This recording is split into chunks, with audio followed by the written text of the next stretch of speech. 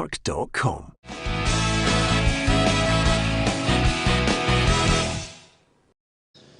Welcome to Peter and Roughie's Football Show, sponsored by Arnold Clark. 25th of September, I'm Peter Martin. Delighted to have your company, and with us on the show, Tam McManus, Charlie, Adam, and as ever, Roughie alongside me. Great to have you with us. Don't forget to like, share and follow, and you can subscribe to our YouTube channel. Well, it's the same old story. The Old Firm flying the flag in Europe. Give us your thoughts on that. Could Rangers do everyone a real turn, including themselves, and possibly increase our coefficient to the point where we get an automatic place in the Champions League? What's going on with Odsonne Edouard at Celtic? Give us your thoughts on that. All you have to do is make sure that you're on Facebook and, of course, YouTube, and post your opinion. As simple as that. And are we hoping the government can step in and save some clubs from the edge of the financial cliff? That's just a few of the topics we'll be discussing. Let's get into the meat and the bones of it all. It was the late show, Roughie, for Celtic. Mo El-Yunusi scoring the goal in the 90th minute. Yeah, he'll take the result, but I think if Neil Lennon is honest, it was a pretty poor performance. It hasn't been great performances in the last 2 or 3 games. And I've been very, very nervous, up until that 88th minute or whatever it was.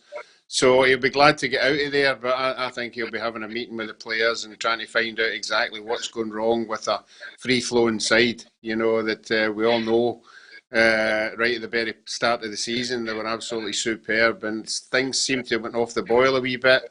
He seems to be tinkering with the formation and the selection, and he's the one that'll have to sort it out. But it was a pretty poor performance last night against a really, really average side. Funny you saying that, Roughie. Here's what Neil Lennon had to make of the game. We had to be patient. Left it a little bit late to get the winner, but we should have had the game, wrapped up a lot earlier. We had a couple of great chances. Everything coming down the right-hand side through Jeremy. I thought he had an outstanding contribution in the game. I thought the subs did really well when they came on, but the starting 11 felt played very, very well. Well, as ever, Tam, managers paint lovely pictures that many of us can't see, and this is a case in point. No, I can't agree with Neil Lennon there, honestly. I watched the game, I thought Celtic were poor. I thought when Frimpong came on, he gave them a bit of impetus. He was going by players. Celtic were knocking the ball side to side all night. It was boring to watch, and they had no cutting edge whatsoever. Frimpong came on, started to take players on, commit players, and things opened up for Celtic. I thought he was outstanding when he came on. But up until then, Peter, it was a really, really poor Celtic performance, devoid of any ideas, devoid of any creativity. And as I said, Frimpong come on, he's brilliant for the goal, takes the boy down to the byline, cuts it back, and El-Yunusi hits it by the goalkeeper. So apart from his subs, he got his subs spot on. But I think that Neil Lennon just now, he's trying to tinker with the team. He's trying to keep everyone happy. He's trying to spin a lot of plates. For me, he should have a settled team now, Peter. I know they're playing Saturday, Thursday, Sunday, whatever. But play your strongest team and play them week in, week out, game in, game out. Because I feel as if he's trying to keep everyone happy in at Celtic, rather than playing a settled starting 11 that's going to get rhythm and win games and perform well. So I think he's got to look at his team selection as well. Well, you mentioned there Frimpong. Charlie, he's the only man with a trick who can actually get past people. Taylor can't get to the byline. His crossing has been woeful of late. And the back line last night, I watched it and I'm looking at it and thinking, still gives teams chances. They do, and they always will do with the ones that are at the back. Duffy obviously come in and scored a couple of goals. But is it a worry for Celtic? Absolutely. They should be. But 10 minutes sometimes you're not going to play well. It's a European game away from home. It doesn't matter who you play. It can be difficult, and Celtic are making hard work of it. But let's be honest, they're in the next round. It's gone, and they'll move on. They look forward to the next fixture, and it's not pretty at the moment for Celtic, as in how they're playing, and they know they're not playing at the levels that they can. But when you dust yourself down and you realise that it's another game ticked off and we're in the next round, that's the important bit.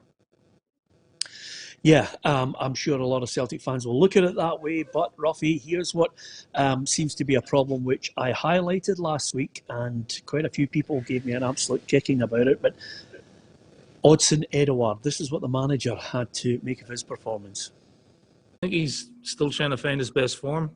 You know, he didn't look as sharp as what we, expected him to do. But again, he'll probably get the benefit of the 75 minutes he was on the pitch. But I don't think there's any sort of hangover from the injury that he's had.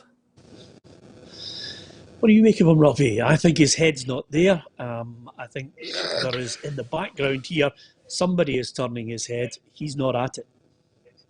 No, I think most of the Celtic supporters would see the level that we all know he can be at, and he's a match winner. He doesn't seem to be that match winner just now. You're definitely right. As soon as, I think, is it the 4th or 5th October, gets out the road, and whatever's going on in the background, he'll be able to focus on where he is, but it's hard to decide with him because his body language is terrible, even when he's in top form, his body language is terrible. You don't know whether he's enjoying himself or not. Even when he scores a goal, it just takes it for granted. So it's a hard one to get your head round, but I think there is, I don't mean there is a bid in the background, but there's something going on in the background. I don't know. We saw it with Dumbelly, that there's promises go out behind the scene, and I just wonder whether there has been bids have come in and they've said to him, look, you're not going anywhere, but if a reasonable bid comes in, we'll certainly look at it. And it's the same with Dumbelly. He thought there was a reasonable bid in and the club wouldn't accept it. So something like that might be going on. But then again, we're just guessing that scenario. But he's definitely, in the last 2 or 3 games, he isn't the player that we all know he can be. Yeah, scored 28 goals last season, Tam. I think he needs to bust a gut. I think when you look at players that have played for Celtic who understand the enormity of certain moments in history, a centenary side, a Frank McAvenny, a Henrik Larsson, a Paul Lambert in the 1997-1998 season. This boy gets tackled after trying to dribble past 3 players and lies down, and you think he'd been battered from the sidelines with a baseball bat, slow to get up. All the signs are wrong at the moment. Now, my attitude to it is, I'm not interested in whether he goes or whether he stays. If he stays, the manager will be relieved, as I maintain time and time again. But if you're going to stay, get your head down and start working harder. Yeah, I think he's got to work harder, Peter. I watched him, closely last night in the game, and as Roughie said, his body language isn't great at the best of times. But even just little things, little bursts. He's not got that little burst of pace to get away from people. Running the channels. Sometimes you've got to run the channels and balls in behind and make it into a ball if it's a bad ball. And there was none of that. It was a lazy performance, to be honest. And particularly, he didn't play last week because he needed a rest. So he's obviously been rested last week. So he should have been bursting and ready to go last night against Riga. And it just didn't happen for him. So I don't know what's going on in the background, Peter, but I'm like you. I think there's something not quite right there. And by the end of, obviously, the start of October, Celtic fans will be desperate for him to stay. But if he does stay, then it's a huge season for Celtic. It's one of the biggest seasons in their history. And every single player should be bursting a gut out there in the park to win 10 in a row. Yeah, and on Twitter and a number of social media platforms last night, some people having a pop at Scott Brown, and I think it's an easy target. Scott Brown is not the problem in this Celtic side. There are 3 or 4 others in there who clearly are not stepping up to the plate, and are, some are not good enough to be in that starting 11. Anyway, Celtic Hibs at the weekend. It's a cracker on Sunday. Scott Brown himself looks ahead to that game. Great team as well. They've had a good result at the weekend too. So, no, they've started the season really well under Jack. They play some good football as well. Play 4-4-2, 2 strikers as well that work extremely hard, hold the ball in. Got a great back 4 too. So, no, we're looking forward to that challenge, and it's going to come one of these times that we're going to have to play them. We're looking forward to it. Well, I'm interested to see what type of Hibs team turns up in this game, Roughie, because they gave a good account of themselves against Rangers. I would expect a similar battling performance against Celtic. Yeah, I would think they'll go there with confidence. They'll go there with, as you've just said there, a really good result against Rangers. I think they'll identify as well that Celtic aren't firing on all cylinders, so that they'll be saying to themselves, this is maybe an opportunity, but they have to go and turn up. I think they went there one year with Scott Allen and he scored a screamer and they did particularly well, but I think they just got beat in the last 10 minutes. So, I think they'll go there, not overconfidence, but they'll think they can take something out of that game. And for me, it's Celtic that need to up their game. It's Celtic that need to reassure everybody that, okay, if they're not playing particularly well, then now they still have match winners. And for me, the match winners are McGregor and Christie. When they two are firing on all cylinders, Celtic seem to be firing on all cylinders. So we'll just have to wait and see what the team selections are. Yeah. Positive for Scotland in European football last night was almost certainly Rangers. It was 4-0. The fireworks the previous night, Charlie, didn't affect them. In fact, I think the Rangers PR machine just gave quite a few of the Dutch ultras a little message as if to say, it was all quiet tonight, boys. No fireworks after the game. Rangers did a job and a professional job, Charlie. Yeah, but they never put the fireworks at the right time. The game was at night and they tried to do it the night before. There's no point. The Rangers lads got plenty of sleep. It was a good performance, away performance. McGregor obviously had a couple of quality saves. He's a top goalkeeper, and when you've got a goalie like that, he keeps you in the games. And then when you've got that, people go and score. Always got a chance to be invited with that result. They're in the hat and they're at home to Galatasaray, which will be a tough game, but I do think they can get a result against Galatasaray at home. Yeah, I'll tell you one thing. If you're thinking of buying that flat you're in now, Charlie, don't. The Wi-Fi is murder. Apart from anything else, apart from anything else, Charlie, I'm not buying this apartment. This is a club apartment. All right, okay, that's fine then. I was going to say something. But yeah, listen, Tam, that's the old mod cons when you can hit a 40-yard diagonal to someone's toe. The point I was going to make about Rangers, Tam, which is something I think is what Celtic were striving to do, but I think Steven Gerrard's got it right, apart from the goalkeeper for Willem II, who sold the jerseys with an absolute howler. The one thing that was predominant again, Rangers are a real threat from set pieces. Yeah, they are. They're a big side. I seen them last week against Hibs, and they've got some big players in their team. And great delivery. Barisic can put a brilliant ball in, and so can Ryan Kent from the other side. So, no, I was really impressed. I watched the Rangers game after the Celtic game, and the main man for me just now is Ryan Kent. He's unplayable. He's playing out his skin at the minute. He had a goal last night, an assist. He won the penalty kick. He had a tremendous game, and he caused problems for Willem all night. And he's certainly the man in form. And Rangers, you're looking at Barisic and Morelos and bids for the guys. Kent's the man Rangers need to keep a hold of in this transfer window, because he's the man that's really, really making them tick at the minute. Yeah, and again, I think someone asked, and I kid you not, Charlie, someone did ask about Ryan Kent for England today at the press conference. I think it's a little bit premature. Listen, the lad's done really well since he's come in, but the way off. It's terrific to try and get in that England squad is going to be extremely hard. I think he would have to come to the Premier League to show his talents and then get an opportunity in the squad. Yeah, it was an interesting point that was made today. As far as Rangers now in the Europa League, it's all about Galatasaray. Here's what the assistant, Gary McAllister, makes of it all. A two-legged affair, going to that stadium and then the Galatasaray coming here. There have been two great games for both sets of fans, but now it's we've managed to get past Willem. We've got fortunate to get a home draw against Galatasaray. Looking at the profile of some of the players, you'd probably maybe just have them ahead, but they're travelling to us. It's one game, and we're really looking forward to it. Yeah, this is where the real test is, Roughie, for me on this one. If Rangers could knock Galatasaray out, Roughie, suddenly the coefficient would start to give Scottish football a real chance of getting one team straight into the group stages. Yeah, that'd be absolutely fantastic. I think year on year, other clubs who are part of the tournament have been letting the coefficient down. Rangers coming back into European football have been super. I said the only worry I would have about the Galatasaray game would be, and Charlie touched on it there, Alan McGregor, star man. that means he's making saves, vital saves.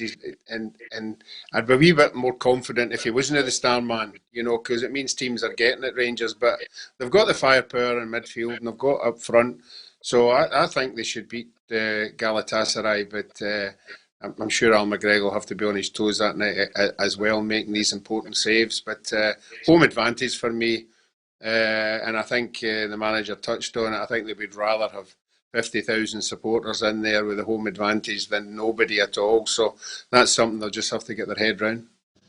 Yeah, Alec Kelly says Kent was sensational last night. McGregor inspirational at the other end. 4-0 against any Dutch side is an outstanding result. Never mind an away win. Yeah, I think many Rangers fans will agree with you on that, Alec. It was comprehensive. It was, again, a good insight into Steven Gerrard's credibility, because he is the man who is continually getting the team to produce good performances in Europe, and I think that's helping his pedigree as he progresses as a manager. And it's the ultimate thing, I presume, for Rangers fans this season is if he can deliver the league title. Give us your thoughts on that. Lots of people. Kent is Rangers' best player, says Martin Ferguson, but he wouldn't get in the Celtic team. Martin, I think you're being a wee bit harsh there. He's really coming on to a game. Certainly one of the star men at the moment in Scottish football. Yeah, definitely. Oh, absolutely. Absolutely. You're right, Tam. He would get in that Celtic side. Yeah, he's looking good. As far as Rangers are concerned, it's Motherwell this weekend, and Gary McAllister gives us his thoughts on his old team. Motherwell have changed, I feel, in the last year or so. The change up, they're moving the ball very well. But it's just that shift from European football back to domestic football and back to the bread and butter, so to speak. We've got to get the right reaction after, the travel, getting a positive result and coming back down with the reality. We've got to go there and try and win all 3 points, and it'll be tough. Yeah, and again, no slip-ups can be afforded this time, Charlie, because last week was a blow. This week they have to be at it. Yeah, this is tough. This is a very, very tough away game, especially after a European match. Obviously, Motherwell been in Europe as well, but Rangers need to come back and they need to be on it. And if they can get a result, then it's a good confidence going into the couple of games, when it comes round. Oh yeah, I think we need to get Charlie off that laptop and get him onto his phone, Roughie, because that laptop is clearly Fisher Price from 1942. You remember that, Charlie, don't you? Anyway, I remember it. Yeah, absolutely. Listen, Motherwell and of course Aberdeen. We're going to talk about them now. Tam, if we're going to be absolutely brutally honest about it all, we did mention we didn't fancy the two sides, Motherwell and Aberdeen, to get through, and so it proved for Motherwell. Their first goal they lost was a set piece. The ball travelled, 35, 40 yards, and the guy heads it in the 6-yard area right in the centre of the goal. Yeah, it's a poor goal for Motherwell to lose. I just seen the goals, I never watched their game, but by all accounts, Peter, they were the better team for a long spells in the game, and Beersheva are a good side. So, listen, we didn't really fancy Motherwell, but they've been over there and they've played well and they've just lost poor goals. I think obviously the sending off of Gallagher and the penalty kills the game stone dead as well. So, yeah, disappointing. But Aberdeen, they go to Sporting Lisbon. Nobody fancied Aberdeen at all, and they went there and put up a good show and were unlucky. I actually caught the last 20 minutes of the game, and they had a couple of opportunities to equalise, and they never took them. And against the bigger clubs in Europe, you've got to take every opportunity that you can, and they'll be a wee bit sick about going out, but they never disgraced themselves over in Portugal anyway. Yeah, as far as Motherwell are concerned, this is what Stephen Robinson made of their performance. They were the better team until we were down to 10 men. They fought for large periods. We dominated the ball, and we probably had the better chances of the game. But the narrative changes at halftime when you can see just on the verge of halftime. And the number 10, I can't even pronounce his name, I won't pretend to. But he was a class act. There's no doubt about it. He was a class act. If we had him in our team, we'd have won the game. Yeah, I mean, let's be honest about it. You can't be critical, Roughie, I think, of Motherwell and Aberdeen, because we're asking them really to punch way above their weight. If they get 2 or 3 good players in their team, on any time, Roughie. If they get 2 or 3 good players, suddenly they're snatched away. It's almost as if you have to rely on Aberdeens and Motherwells and Hibs or Hearts in European football to have the makings of a good team in a 1 and 2 year window and hope they can produce something. Because I think we're asking too much of them to get to group stages. Yeah, I think so as well. I think they're punching way above their weight when they get drawn against the likes of the teams that they're playing. And it's difficult. It's up a level. It's up a level for what they're doing week in, week out. So they're away from home. You would have thought maybe at home the two of them would have had a better chance. There's no doubt about that. But no, it isn't to be. And you're right. If you're selling Turnbull and you're selling the boy Scott, the manager has to replace them, and sometimes you don't get that replacement as the same quality. So you're going to struggle. But no, I don't think we can hit them over the head. They're doing their best. They're in there. It's just disappointing that they 2 away ties. Yeah, sometimes I think there's a misrepresentation, Tam, of Aberdeen because of what the glory years of what's gone before. And believe me, that's a long, long time ago now. Apart from maybe a small run in Europe where they managed to take on Bayern Munich over the last 10 years, I think we're looking at a side that I thought last night when I was watching the game, I was hoping they would be a bit more adventurous. Now, Derek said he was happy with the team and he's not going to complain about them. They played 5 across the back. They were very tight, very well organised, Aberdeen. But Ryan Hedges and Johnny Hayes had a couple of chances. But other than that, I wanted more from them. Yeah, I think it's difficult, Pierre. You're going away to Sporting Lisbon. You don't want to open up too early. Sporting Lisbon, no disrespect to Aberdeen, have got better players. They've got a bigger budget, they're a bigger club, and they're heavy favourites. So you go in there with your 5 at the back and you try and keep it tight for as long as possible, stay in the game. And Aberdeen stayed in the game. They did, and right until the very end. And then obviously, I only watched the last 20 minutes and they had a little bit more of a go. And that was probably the game plan, just to stay in it as long as possible and then maybe have a right go at it in the last 15, 20 minutes. And I think they've done that. And listen, they never really created anything concrete. Hedges flashed one across the goal late on. But they're playing against a good side, and I think that was the game plan. If you go to Sporting Lisbon, you open up early and you go 2 or 3-0 down the first half, the game's finished. So I think Derek, if he gets a goal and you take it extra time, then his tactics have worked a treat. So it's a difficult one, but I think he probably done the right thing. Okay, and over and above that, we've got Ross County against Aberdeen. That's the 3 games on the Sunday, obviously. Rangers, Motherwell, Celtic against Hibs, and Ross County against Aberdeen. So Aberdeen can put that behind them. I think they'll take positives from it, Roughie, and then try and do the business against Stuart Kettlewell's side. Yeah, I think he'll be looking for an immediate response. Obviously, a poor result last Saturday, and the players will have to pick themselves up. I'm sure the manager will be doing his utmost to go there. And I think they have to get a win. I don't think they can afford to start dropping points all over the place. Prediction-wise, I'm going to give them to lift themselves, and I'm going to go for 2-1 Aberdeen. 2-1 to Aberdeen. Interesting. Roughie, I have to agree with you on that. I've gone 2-1 Aberdeen. Eddie Thorne says Derek McInnes probably a bit too cautious in his approach. They can put it behind them. They're out of Europe. They've got to try and concentrate on the league. I've gone 2-1. Charlie, what are you going? The aftermath of this European football is going to take its toll for Aberdeen this week, and I think Ross County will beat them. Ross County to win. Any prediction on the scoreline? I'll go 1-0. Well, there you are, Tam. Ross County to beat Aberdeen. That's surely a wee turn up. What are you going for? I'm going to go for Aberdeen to win the game 3-1. Okay, well, that's emphatic. All right. Tam, how do you see Celtic? Hold it, Roughie. Here's the big one. This is the one where he's on the line. Tam, how do you see Celtic going against Hibs?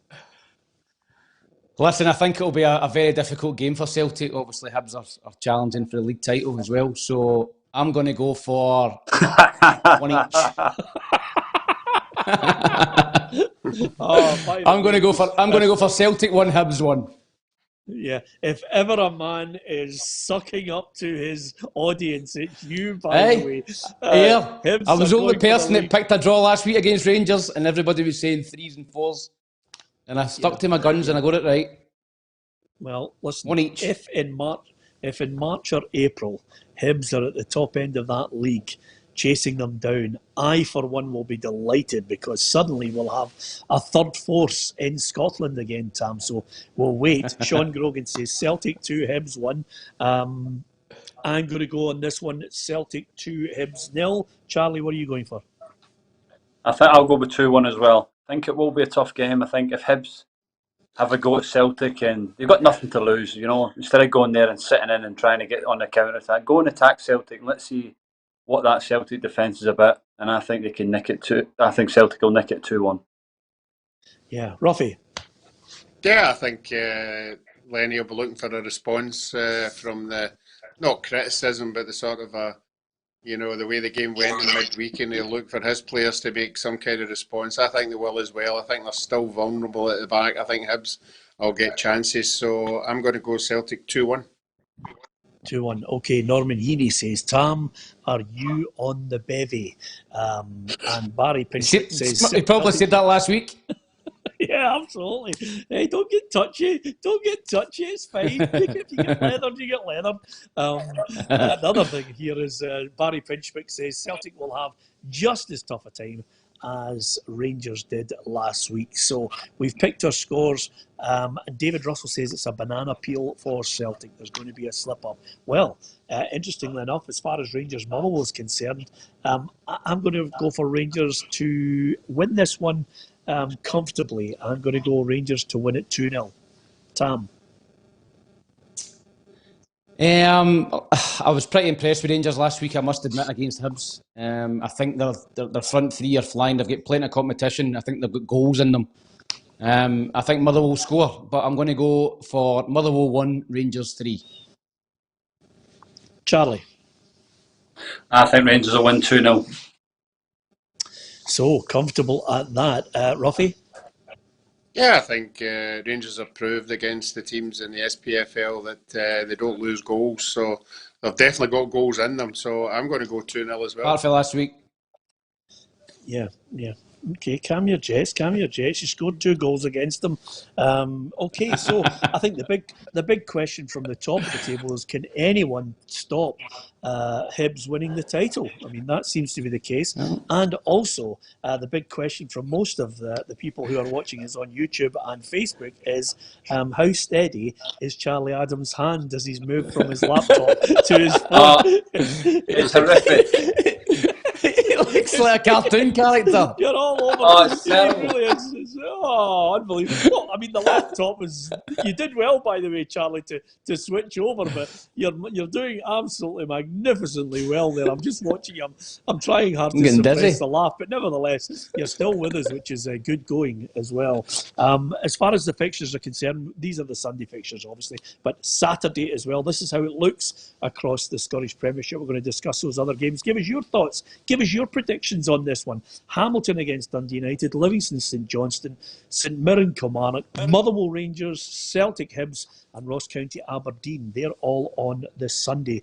Now, before we talk about those games, Roughie, I did promise you a little surprise before we get to the bottom half. Roughie, we've got our Legends series, Roughie, of T-shirts that we give away to people, and lots of people have been getting their photographs taken next to our promotional posters. Some people have been posting messages on our Facebook and YouTube and Twitter just saying, look, we can't get to your posters in Scotland, we live further afield, and they're liking, sharing and following our page on Facebook, and also they are subscribing to our YouTube channel. So every now and then we're randomly picking a number of people and giving them T-shirts and posters. But for the Christmas push, Roughie, and I just want to tell you, the Legends series is for legends, Roughie. Are you aware of that? Yes. And we've had some really good legends on these T-shirts. Is that fair? Yes, I would say 4 or 5 of the best legends. Yeah. Don't tell me I've got Roughie on one. No, come on, come on. There it is. Eh? There it is. Roughie. You got to get a better Roughie. photo than that. Roughie, look at you. That's fun. That's not a photograph. It's a painting. It's our latest. He looks better now. T-shirts. Look at him. He looks fantastic. That's magnificent, Roughie. Look at you. You're shouting. Mark Zico. Yeah. Mark Zico. He's the one taking the free kick. I think you look great in that, Roughie. I wonder if you can guess what jersey that is I've got on. Yes, it's Ray Clemens's. No. Well, unless my picture's a bit blurry. I'd have to see it what up jersey close. is it? Let me see it again. We'll try it up close then. There it's there. Oh, it's the badge it's on it. What's the badge? It's a Scotland badge. Umbro. Well, it's a Scotland game Scotland. then. No, I thought it looked like the Holland goalkeeper's jersey that I swapped, that I used to wear when I played with Hibs. Oh, Jan Youngblood. Yeah. Yeah.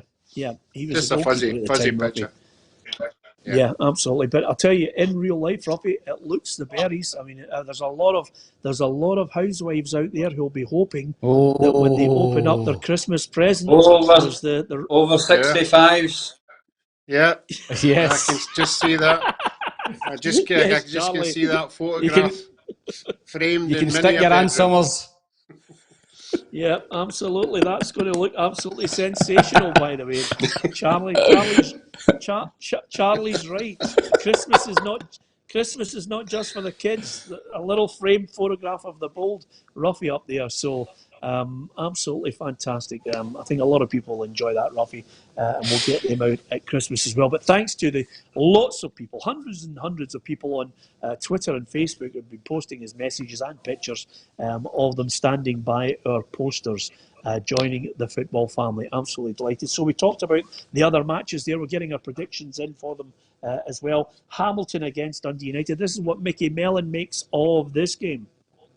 I think Neil Doncaster spoke about it as well. You know, it's going to be a challenge to get the season finished, but we must do everything we possibly can. And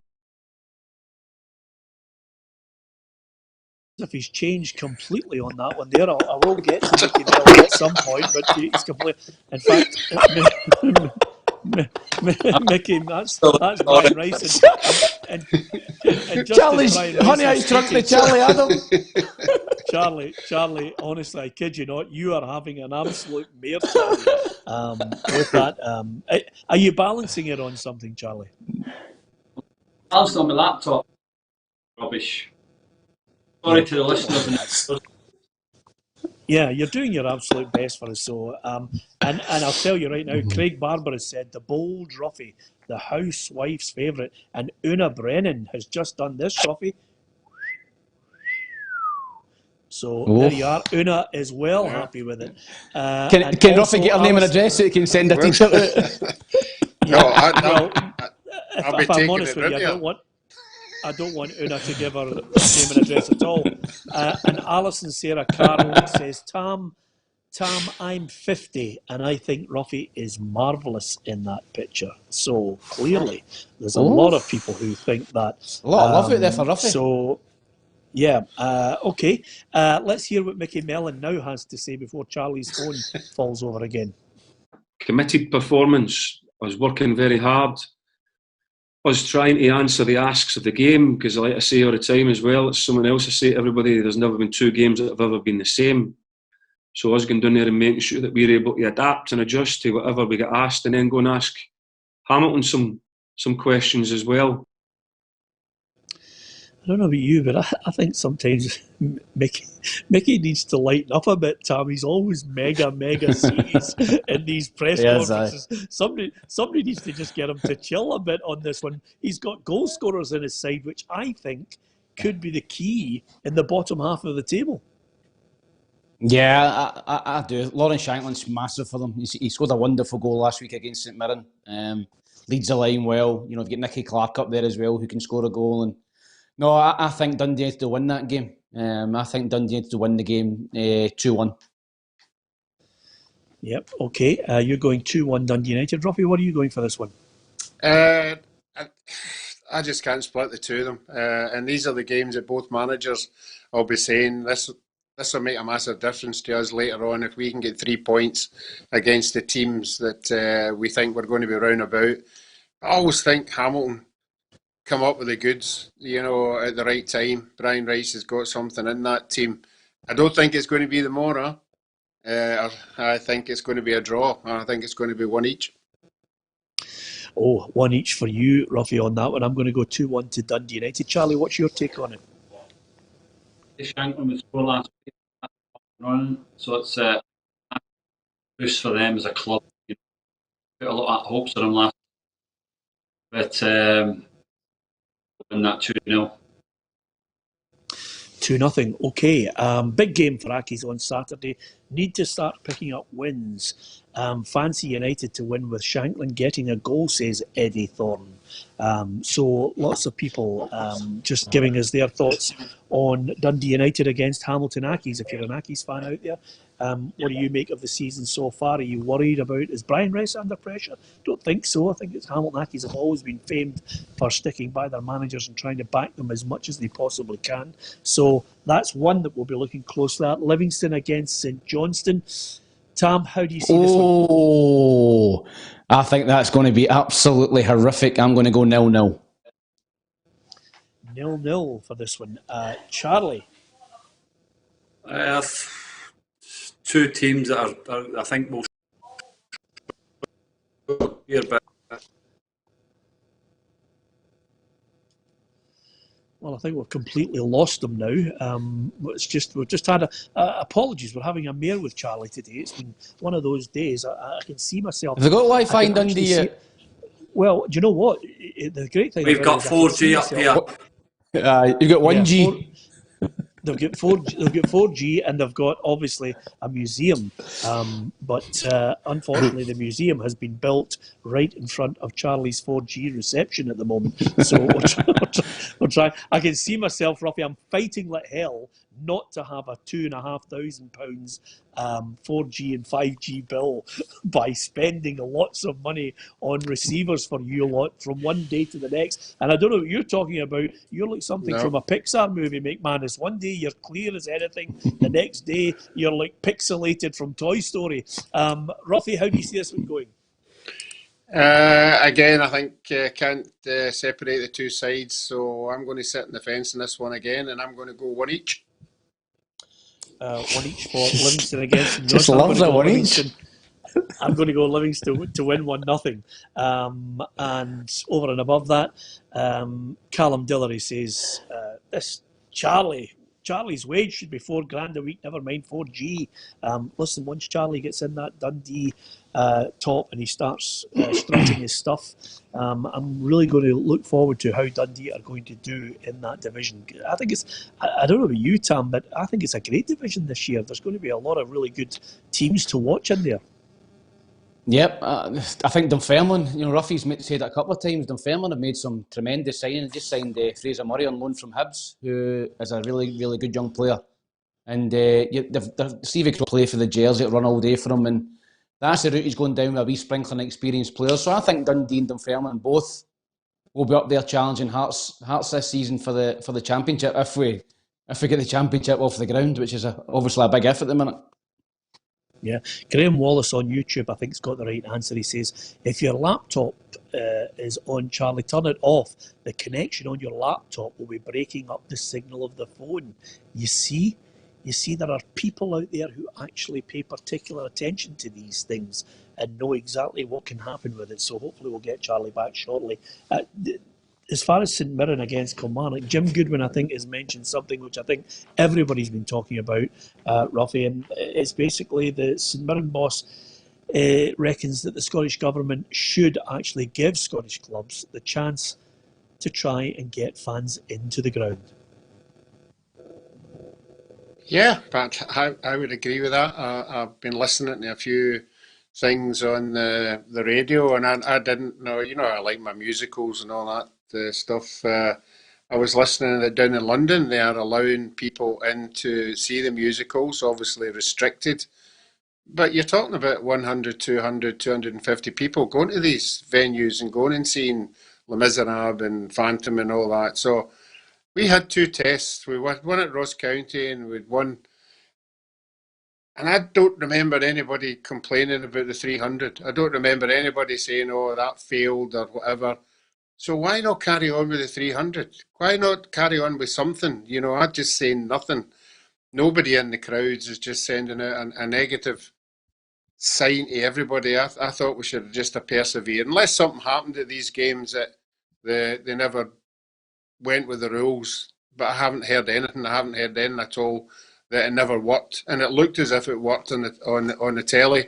So I thought we should have just continued with that. I can see where Nicholas Sturton is putting out a big red panic button out there to try and curtail this. I hope it is a 3 or a 4 week thing and we can get back to getting 300 and 400 in. But there's meetings going on right now as we speak. So we'll have to see how they come about. Yeah, absolutely. Roughie, if you are answering a question, is there any chance you can stop pausing between some of your answers? Because Tam and I think you're also freezing in the picture as well. No. as soon as you think of something else. It's a mind to voice thing. I'll tell you one thing though. I love over the last couple of weeks how we've managed to really get a bit of banter going with Charlie. But today, because he's having trouble with his Wi-Fi, he looks as if he's about to smash the. Oh, we can hear you. You look as if you're about to shut it, Roughie. No. You look as if you're about to smash that phone right off the wall, aren't you? Well, Charlie, how is it? Am I working now? Yeah, you sound great now. It's fantastic. I'm on the VIP one. That's why. There's a VIP one. I've gone to the VIP. That is magnificent, by the way. That can only mean that there is somebody earning more money than you in that club flat, Charlie. So well done with a good phone. Excellent. Charlie, is that no £15 a minute? No. Roughie, is there any chance you can shut it because we can't get a word out of him? He's had 2 sentences on the show and you're trying to butt in while I'm trying to get a Roughie's hogging it. Charlie, St Mirren against Kilmarnock. Yeah, I'd fancy Kilmarnock to win this one. St Mirren are in a bad spell at the moment, but I think I'd fancy Killie to win this 1-0. 1-0, that's fantastic. That's one of the finest answers that hasn't broken up with 4G since we've been on this programme today from Charlie. That was he's looking at a million now. He's looking great. Thanks, lads. Well, I have to say, he's got a wee filter on that as well. A wee iPhone filter. He looks fantastic on it because. Are you back on the laptop? But you just turned on the 4G. No, I'm just on the Apple Mac. Just waiting for it to work. Brilliant, absolutely magnificent. Charlie there with a little bit of sponsorship as well. Remember, you can buy other good computers as well as Apple. I always like to stay in the middle. Anyway, apart from anything else, a lot of people, some people on YouTube, I must admit, are really, really not kind, to be perfectly honest with you, with regards to when people are having trouble with their Wi-Fi. We're trying our best for you every now and then. I always look, Tam, at the BBC and Sky sometimes when they interview somebody that breaks up, and I think, thank you, because technology affects us all at some point, doesn't it? Yeah, it does. Easy. Listen, there's nothing you can do. It's live. We're all trying our best. We've all got varying degrees of good Wi-Fi and bad Wi-Fi. And they unfortunately challenged with a few issues there. And I've had issues in the past as well, but you always get through to the end. Yeah, absolutely. That's a good point you make. And of course, remember, if your Wi-Fi is working well on days on this show, the only other thing that we can't actually abide by is incompetence. But enough about Roughie from Monday and Tuesday of this week. Now let's move on to the Celtic and Rangers not really helping the Scottish situation. Charlie Adam, if the Europa League games go ahead as they will, it'll force Celtic and Rangers to the Sunday to play ahead of that crucial game for Steve Clarke in Scotland against Israel. Yeah, but listen, we can't have everything as pretty as if we want. It's the European stage at the moment is important, but when it comes round, Steve will just have to adjust to that, and the international lads that play for both the clubs will just have to come in and probably won't train they'll just do recovery and then they'll be ready to play for that game. It's not the greatest preparation, but it's something that he knew that could happen. Yeah, I mean, Steve Clark will be looking and thinking to himself, it's just the absolute nightmare. I mean, some countries manage to go out of their way. I know Sarajevo, Roughie, are cancelling one of the league games that they have so they can prepare for this crucial game against Celtic in the playoff of the Europa League. Would love that to happen because the first thing you're going to pick up is injuries if you play just before the big game, and it could be your star man that's missing out. But no, I'm like Charlie. I think in this day and age now, you've just got to get your head down and just get on with it because we've seen that nobody's going to help anybody. So no, I think if the players are playing, it's better. I think the Israelis aren't playing at all. I think all their football's been cancelled. So although they're going to be, relatively fit, they're not going to have much match practice. So swings and roundabouts for me. We've just got to on the night, pick the best side and go and beat them. Yeah, lovely email that's just come in from Una, who says, Peter, whatever you do, stop telling Roughie to shut it. He's bringing my T-shirt round to the house. So there you are, Roughie. That's exactly what Una has just said. It's not Una Stubbs, is it? No, it's not Una Stubbs. So that's another story completely, and I really wish you would shut it. I don't care what Una says. Anyway, apart from anything else. Yeah, so Una, you're about to get a T-shirt. I mean, we really should give you a T-shirt, Una. Look at him. He's like a wee boy. It's incredible. Listen, we've talked about most of the games. One recurring theme that on this show we always talk about, we've talked about it for 6 months, Charlie, and you'll be well aware of it, is abuse. I noticed that the Scottish Conservative leader, Douglas Ross, now you know Douglas is an assistant linesman or an assistant referee in Scottish football, and he says some of the abuse that he's received at games, obviously for being the leader of the Conservatives now in Scotland, but when he was just a linesman who was a Tory, he would be getting absolute pelters for it. Some of it's banter, some of it crosses the line, Charlie. It does, and it's how we define banter and crossing the line. I've had it a bit in my career. Tam's had it in his career. We've all had it. It's how you, and unless we start going down the racism route, which it's disgusting. Then the rest, we just got to take it on the chin and we get on with it. We got to laugh at it at times. I've had it. I laugh it off and we move on. But when you go into that sector of the bit politics and that, he's going to get it. It's just he has to try and brush it off and focus on getting an offside right and moving on with his day job.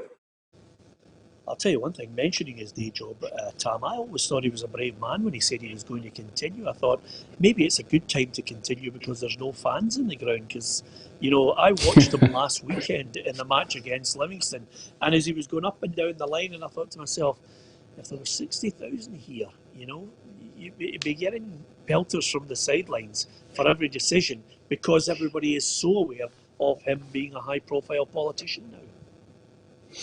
Yeah, I think the linesmen and the referees will be delighted that there's no fans at the grounds, to be honest, because they get pelters. Especially if you're running a line at Parkhead or Ibrox and you give a decision against the home team, you're going to get it in the neck. But you've got to obviously give decisions as you see them. I agree with Charlie. Listen, some of the stuff's banter, and I've had it myself, and you can laugh a lot of it off, but some of it does cross the line in terms of abuse, and it shouldn't happen. It wouldn't happen in the street, and it shouldn't happen at football games. But people seem to get brave because they're in a crowd of people, but they wouldn't say to your face if they met you face to face. So, there's certain lines that you can't cross, and unfortunately, Scottish football supporters and supporters all over the world cross that line all the time.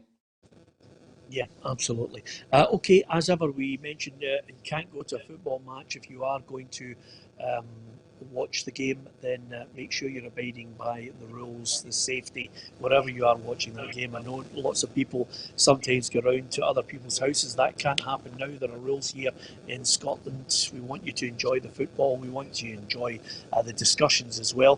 Thanks to everybody this week. Some have posted their photographs in with regards to our posters. We'll be sending out some t-shirts to you.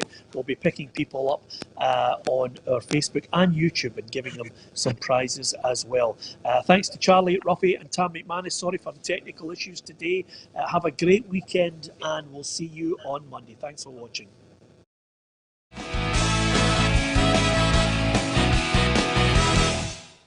Expect the best used car deals guaranteed. Visit Arnold